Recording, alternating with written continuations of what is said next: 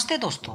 आज हम बात करने वाले हैं रिलायंस शेयर के बारे में। तो मैं बताना चाहूँगा कि चिंता बिल्कुल मत करो। रिलायंस ने एक ऐसी चक्रव्यूह की रचना करी है, उससे जो बिजनेस पोटेंशियल निकल कर जो आएगा उसका अनुमान लगाना हमारे लिए संभव नहीं है कि वो कितना हाई तक जाएगा। तो बेहतर ये है कि माल खरीदो और माल को दबाकर बैठे रहो। मुझे पर्सनली ऐसा लगता है कि रिलायंस का टारगेट बहुत ही ऊपर है। अब मैं अपनी डिस्कशन स्टार्ट करूंगा।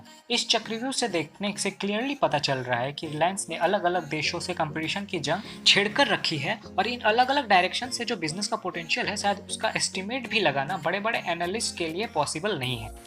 अगर बात चार्ट की करें तो यहाँ के कुछ लेवल्स को मैंने आइडेंटिफाई किया है।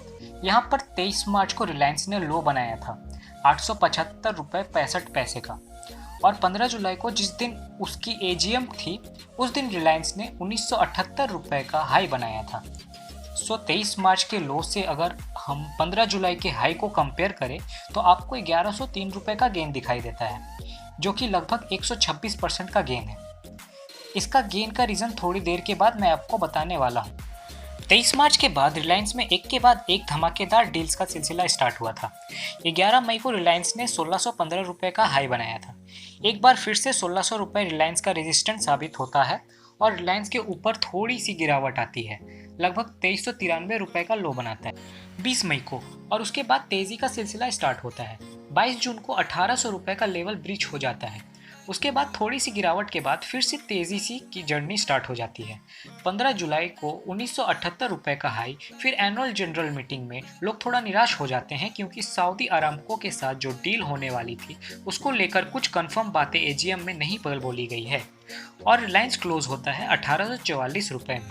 लेकिन चिंता बिल्कुल नहीं करना, मैंने पहले भी बताया आपको। 17 जून को आप देख सकते हैं तेजी लौटती है और 1917 रुपये में क्लोजिंग हुई है, मतलब ऑलमोस्ट 4% की तेजी। दो बातें बोलना चाहूँगा कि चिंता मत करो, और दूसरी बात कि माल दबा करके बैठे रहो। ये दो मैसेजेस मैं अपनी तरफ से आपको बोलना चाहूँगा।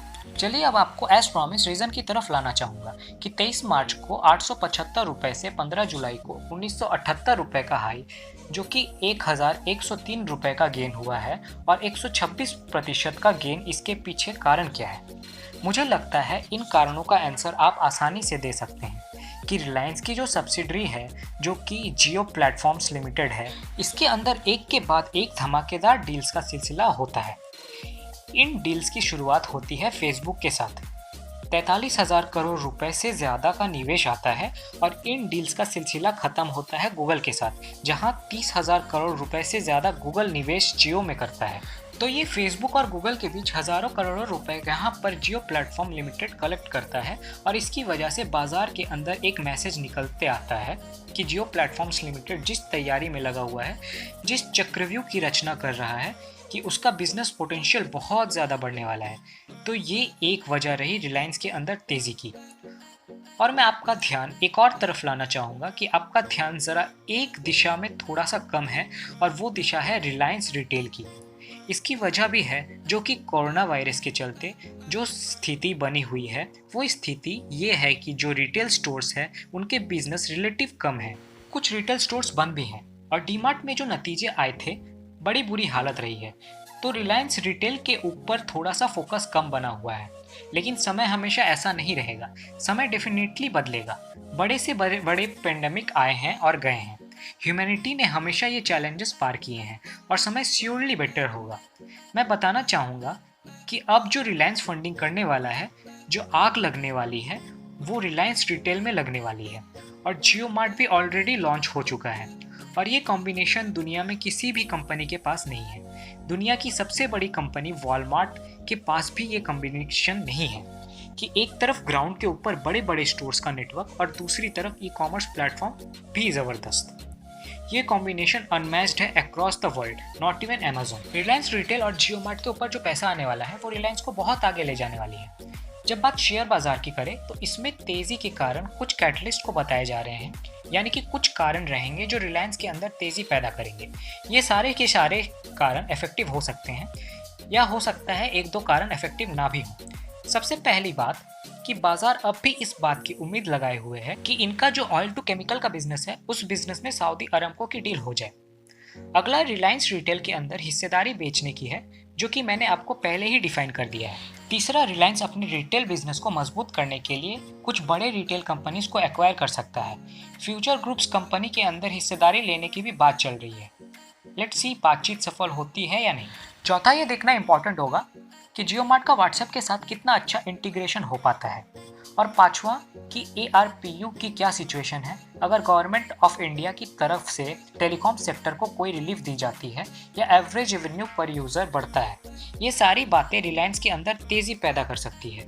अब कुछ बड़े ब्रोकरेज फर्म्स की बातों को देखते हैं। HSBC फर्म का ये बोलना है कि पहले हमने 1880 रुपए का टारगेट दिया था, अब हमारा टारगेट प्राइस 2020 रुपए का है। कोटक इंस्टीट्यूशनल इक्विटीज ने साफ साफ बोला है कि अगर सऊदी अरामको की डील ना भी हो तब भी कोई दिक्कत नहीं है, उसके बावजूद भी टारगेट प्राइस 2150 रुपए का है। बैंक ऑफ अमेरिका सिक्योरिटीज ने भी टारगेट बढ़ा दिया है, उन्होंने 1940 रुपए से टारगेट 2040 रुपए का कर दिया है।